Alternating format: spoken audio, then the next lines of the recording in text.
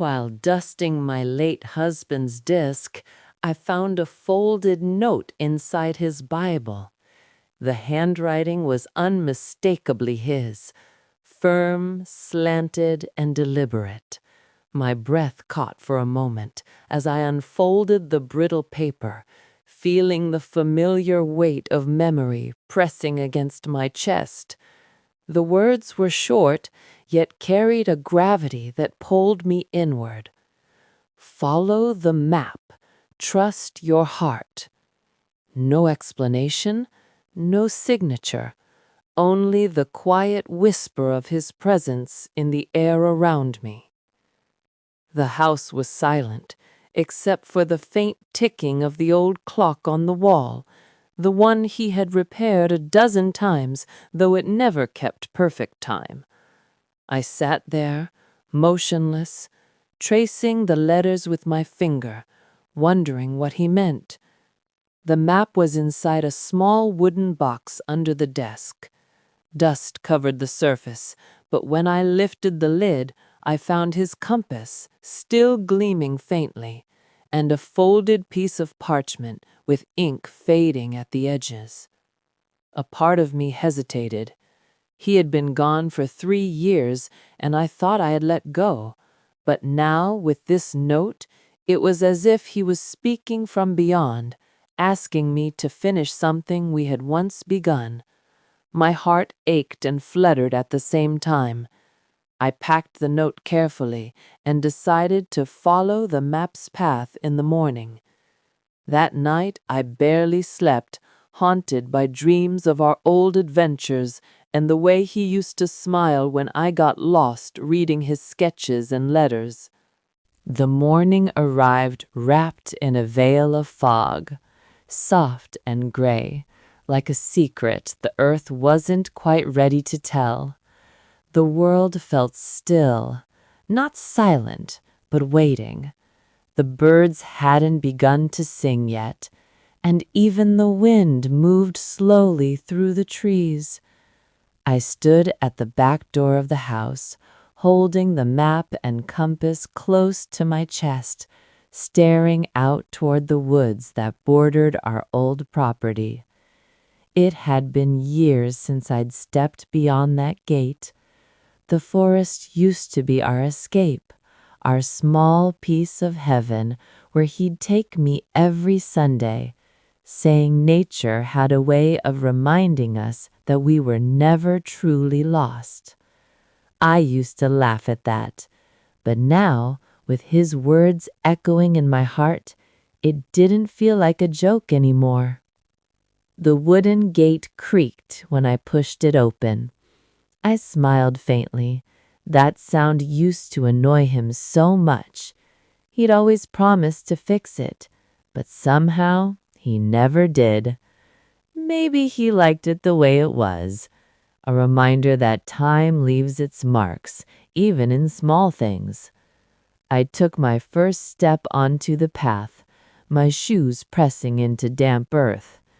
The compass trembled in my hand, its needle twitching before settling toward the east. I followed. The air grew thicker the deeper I went. Sunlight filtered through the leaves, scattering golden specks across the ground. Every sound, the crunch of leaves beneath my feet, the distant drip of dew, seemed magnified. And through it all, I could almost hear him, his voice calm and sure, whispering the words he used to say when I got scared during our walks. "Just a few steps more, love. You're doing fine." Hours passed. The forest wasn't large, but it felt endless that morning. The deeper I went, the older it seemed. Trees bent and twisted as if bowing to time itself. I stopped to rest near a fallen log, brushing the dirt from the map. My eyes followed the faded ink lines until they ended at a small circle marked with an X. The name written beside it was familiar: Old Willow Clearing. I remembered that place. It was where we had our first picnic after we married. We carved our initials into a tree there, promising we'd return every spring. But life had a way of changing plans, and seasons had come and gone without us ever keeping that promise. When I finally reached the clearing, my breath caught. The willow still stood, older now, its long branches brushing the earth like tears. Beneath it, half buried under roots and soil, was something square and solid. I knelt, brushed away the dirt, and revealed the edge of a small stone box. My heart raced. The letters H and E were carved faintly on the lid. Our initials. My throat tightened. I ran my fingers over the grooves, feeling the years between then and now dissolve for a moment. Inside, there was an envelope and something else, a small dried daisy pressed flat between two pages of a notebook. I recognized it instantly. It was the same kind of flower he'd tucked behind my ear the day we met. I could still hear his laugh, see the way the sunlight caught in his hair. I opened the envelope carefully. His handwriting filled the page, elegant and deliberate as always. If you found this, my love, then you followed where I once stood. There's something you must see, something I couldn't tell you while I was alive. Follow the compass, and when you reach the place where the earth meets the light, you'll understand why. I read it twice, then 3 times. My eyes blurred, but I refused to look away. The place where the earth meets the light. What could that mean? I looked up, watching as sunlight broke through the clouds and spilled over the clearing. Maybe he meant the hill by the old church. That was the place he loved most at sunrise. He used to say that was where heaven touched the earth. Clutching the letter to my chest, I whispered, "All right, my love, I'll go." And for the first time in years, I felt alive again. Not whole, but alive. The path to the old church hill was steep, winding, and overgrown, as if nature itself had tried to hide it from the world. My legs ached with each step, but something stronger than fatigue kept me moving, a quiet insistence in my chest, like a heartbeat that belonged not just to me, but to him as well. The compass trembled in my hand, its needle pointing unwaveringly toward the hilltop, and I followed it like a lifeline. Shadows stretched long beneath the trees, twisting into shapes that seemed alive. Every crack of a branch underfoot made me jump. I reminded myself it was just the forest, that there were no secrets lurking. Yet deep inside I knew that this journey was about uncovering secrets, the kind he had taken with him to the grave. When I reached the base of the hill, I paused. The old church stood before me, silent and broken. Its windows were shattered, the doors hanging crooked on rusted hinges. Moss and ivy had claimed the walls, and the once familiar roof sagged under years of neglect. My heart thudded painfully in my chest.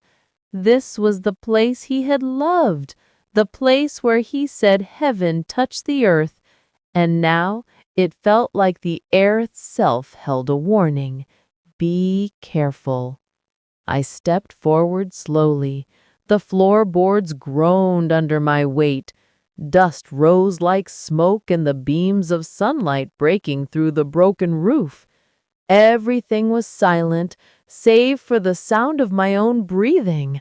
I felt the weight of the years pressing down, and the memories of our past lives together surged forward.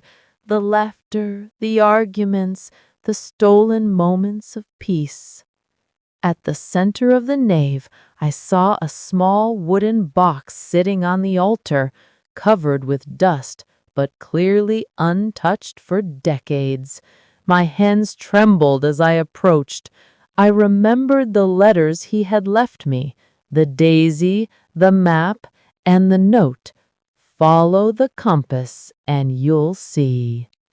The box was locked, a simple latch holding it closed. My hand shook as I lifted the lid, half expecting it to be empty, half expecting it to contain something that would shatter everything I thought I knew about him. Inside, I found another envelope and a small folded map, much older than the one I had followed through the woods. The map depicted our town decades ago, marking places that had long disappeared, and in one corner a single word was written in his hand: remember. I unfolded the envelope. The letter inside was unlike the others. It spoke not of love, but of choices, of mistakes he had made, and of events he had never told me about. One passage made my stomach twist. There are things I did that I could never confess. If you read this, you must understand. I acted out of love, yes, but also out of fear. Fear of losing you, fear of the world, fear of what might have been.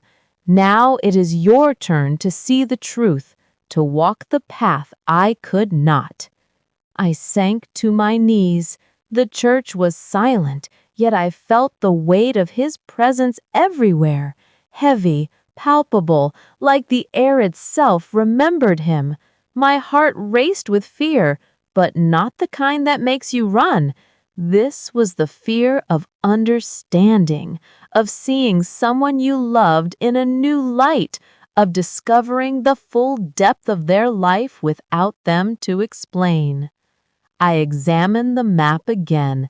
The X marked the graveyard behind the church, the very place I had avoided for years because it was full of memories I thought I wasn't strong enough to face. But now, holding his words in my hands, I knew I had no choice. I had to go. Step by step, I climbed the hill behind the church, the wind picking up, carrying with it the smell of earth and moss and decay. My legs burned, my hands scraped against branches, but my resolve never wavered. I repeated his words silently: follow the compass, trust your heart. When I reached the top, I saw a gravestone I had never noticed before, smaller than the others, partially covered in ivy. The initials were carved faintly, H and E. Our initials again! My breath caught, my knees weakened, and I lowered myself to touch the stone. And there, pressed into the soil at its base, I found a small, locked wooden box. The key I had discovered in the altar box fit perfectly. Inside were letters, photographs, and small keepsakes from his life, pieces of a world he had hidden, carefully preserved for the day I would arrive. One photograph stopped me cold. It was him, standing with a woman I did not recognize, her smile radiant, her arm linked with his. My hand shook as I stared at it. He had lived an entire life before me, one I never knew. Yet beneath the initial shock, I felt something else, the quiet, enduring love that had led him to leave all of this for me. I picked up the letters and began to read. Each one revealed layers of his choices, sacrifices, and moments of fear.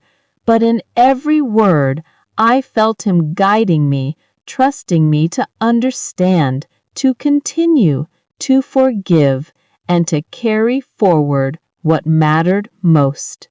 I sat on the ground, the letters spread around me like fragile wings of memory. Each one was a fragment of his life, a story he had never told aloud, yet trusted me to discover. My fingers trembled as I picked up a photograph of him as a young man, smiling broadly, arms around people I had never known. Friends, strangers, moments of courage and kindness. I realized he had lived a life rich with unseen love, always careful to shield me from the weight of his choices. One letter, written in the careful, deliberate strokes I had come to recognize, read, "Love is not only the moments we share, but the sacrifices we make for each other, often unseen. I have hidden these pieces of my life for you so that one day you could understand the full measure of what I hoped to give you." Tears blurred my vision. I had never imagined that he had carried so much, that he had so many hidden corners of life waiting for me to discover. Every page, every photograph, every dried flower, every folded note was a reminder that love is not always loud. Sometimes it is quiet, patient, enduring. And it continues even when we are apart. The daisy from the box, pressed between two letters, reminded me of the first spring we had shared. I held it to my heart and whispered his name. The wind stirred the branches of the willow above, and for a moment I felt as though he were there beside me, smiling, nodding, encouraging me to continue. I unfolded another letter, its edges frayed and corners softened by time. It read, "Do not be afraid to forgive me, my love. I have made mistakes, as all humans do, but each choice was made with you in mind. Trust your heart to see what I could not say. Let the love we shared guide your steps forward." I felt an overwhelming gratitude for the trust he had placed in me, for the life we had shared, and for this journey he had orchestrated even from beyond the grave. It was as if he had left a map, not just through the physical world, but through the landscape of my heart, showing me how to navigate grief, memory, and love. Hours passed in the quiet graveyard, the sun sliding slowly toward the horizon. I read every letter, studied every photograph, and held each small token close, feeling the pulse of his life through them. There was a rhythm to it, a slow heartbeat that reminded me he was still guiding me, still shaping the story we had begun together. Finally, I stood and looked around at the ivy-clad stones and the soft light of dusk. I realized that the journey was not about uncovering secrets to punish me or shock me. It was about understanding the depth of his life, his love, and his trust in me. It was about gratitude, about seeing the quiet heroism in everyday choices and carrying that forward.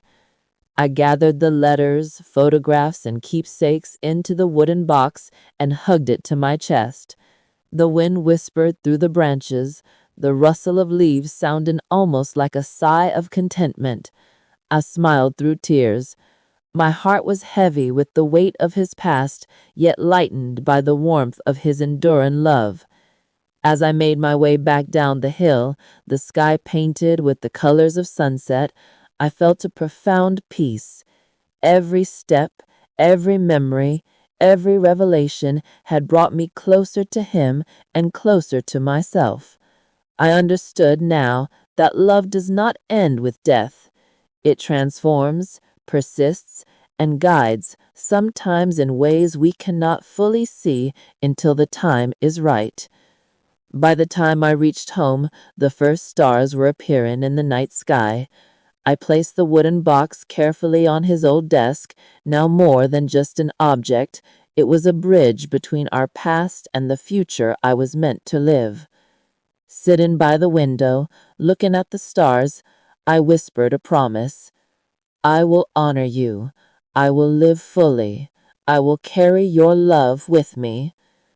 The house was silent, yet it no longer felt empty. It felt alive with memory, with presence, and with the quiet pulse of love that endures beyond life itself. And in that moment, I knew that he had never truly left me. He had given me the most precious gift, the wisdom to see, understand, and continue the story we had shared together. That night, I sat by the window, the wooden box resting on the desk beside me. The letters and photographs seemed to hum with the memory of him, their presence a quiet echo of a life that had been full, complex, and deeply loving. I traced the edges of the daisy he had pressed so carefully, remembering the spring morning it had first appeared between us, and I felt a soft smile spread across my face. The house was dark, but it no longer felt lonely.